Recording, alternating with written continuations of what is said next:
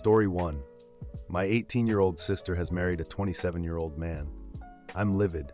I'm her 26-year-old oldest brother, and apparently the only one who has issue with this. I've also seen this coming for years, and need to just let this out since I feel so alone in my anger when it comes to the rest of my family.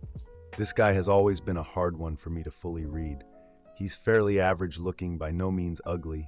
He's tall, fit enough, but definitely a bit quirky, although not in a way that's glaringly obvious. I wouldn't even say he's on the spectrum coming from someone who is on it myself, just a bit nerdy, and likely had some social awkwardness with girls his own age. He is the oldest son of one of my mom's best friends. I never have been close with him. When I was like 6, I tried bonding with him and another kid whose mom was friends with mine. They treated me like I was a baby. I'm a year younger and a grade beneath both. Ever since then, I've honestly held a bit of a grudge. He also never made any attempt to befriend me, despite our parents always being close and seeing each other at functions very often. It was always awkward. I don't think he's ever liked me. He graduated at the top of his private academy class and made a ton of money in his freshman year of college from selling a small tech startup he started. Despite that, he finished out the rest of college, and it was during that time our family's longtime elderly tutor had to retire due to some health issues. Despite all their kids succeeding academically, my parents were always competitive with others and hell-bent on ensuring we were at the top of our game and near the top of the class. Knowing what a genius this guy was, my mother asked him if he'd be interested in filling in as a tutor for my sister and younger brother until she could hire someone permanently. He ended up being the permanent tutor and never charged her, initially saying he could use it for college credits, and later saying it was his good deed to the world helping out. To clarify, our mother was always home, either cooking, cleaning the house, or something else. I don't believe he ever abused her, as it simply wouldn't have been possible without anyone seeing. It's a very strong allegation, and as much as I despise this person, I'm not going to baselessly accuse him of anything of that nature. My sister grew close with him. She visibly looked forward to his arrival each day, and I would often overhear her talking about him to either our mom or siblings. She thought very highly of him and saw him as her hero in terms of academics. Both she and my younger brother loved his humor. He personified perfection to them as an authoritative figure. I suppose that's how grooming works. I have asked my brother who tutored with them, he's 16 now, about how things came to be, and he said our sister developed a crush on him, and she wasn't shy about it, outright telling him while he would work with them. Shortly after my sister turned 16, they began dating despite her being 2 years away from graduating high school. Things remained mostly the same. He'd only see her during the tutoring, but she was constantly texting him while giggling or on the phone with him for extended periods of time. I finally confronted both my parents and asked how they could ever allow a grown man to date their high school daughter. I went to my mother first, and she was very defensive, saying it was innocent young love and how it was technically legal, and that she fully trusted this man and how nothing serious was coming until after she turned 18.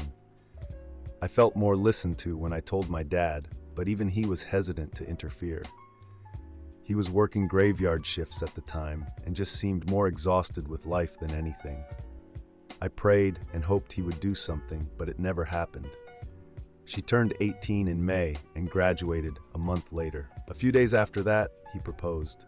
They married just a few weeks later, in mid-July. Everything was rushed. I tried everything to get out of attending. Started a massive fight between my parents and I. My sister begged me to attend, and I reluctantly did, and put on a fake smile for her, but I'm so disheartened by her situation. She presents herself as extremely happy, but I'm just not able to buy it. I feel like this should be illegal and can't believe everyone else in my life continues to play along with this, as if it's completely a normal situation.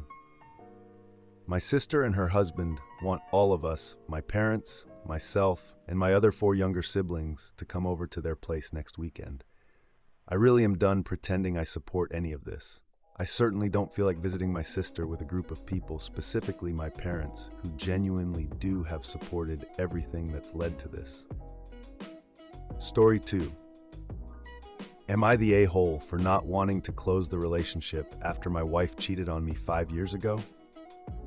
My wife and I have been married for almost 10 years now, and we have 2 children. 5 years ago, I found out my wife had been having an affair with her coworker, which lasted almost a month. The hurt I felt, I wouldn't even wish that on my worst enemy. My wife came clean, quit her job, she was genuinely remorseful, and she even started online therapy. After taking almost a month to think about it, I decided to stick with my family, but only under one condition. I wanted an open relationship. My wife was very hesitant about it, but she ultimately agreed after I told her I would leave her if she didn't. We laid down the ground rules on not bringing anyone home and to always get tested. After my wife agreed, I called my childhood best friend Leah and told her about my wife cheating on me. Leah and I are best friends for life. We went through some shared trauma when we were children, and we felt that bonded us for life. Leah and I did date for a bit in college, but we broke up shortly after as we felt our friendship was too valuable and that there was the risk of a romantic relationship going south and ending our friendship. After I called Leah, she started calling and FaceTiming me more in the coming weeks and months, and we also started hanging out more and going on lunches and dinners. Lee was single, and I did not try anything outwards, but we did become intimately closer. Till one night, Leah invited me to her room and we had sex. Leah knew about the open relationship agreement I had with my wife, so we felt no guilt having sex. For the past 5 years or so, Leah and I have been having this type of relationship where we go on dinners and dates, and if there's a really romantic mood, we have sex. I was transparent with my wife, and I told her Leah was the only one I'm seeing. My wife too was transparent with me and said she had slept with a couple of men. She showed me their pics on the dating app, and they were insanely attractive, tall, and muscular, which did not surprise me because my wife also was very attractive, and she probably had matches 1,000s of attractive men. However, my wife said the sex felt empty, and she did not feel anything but remorse after sex.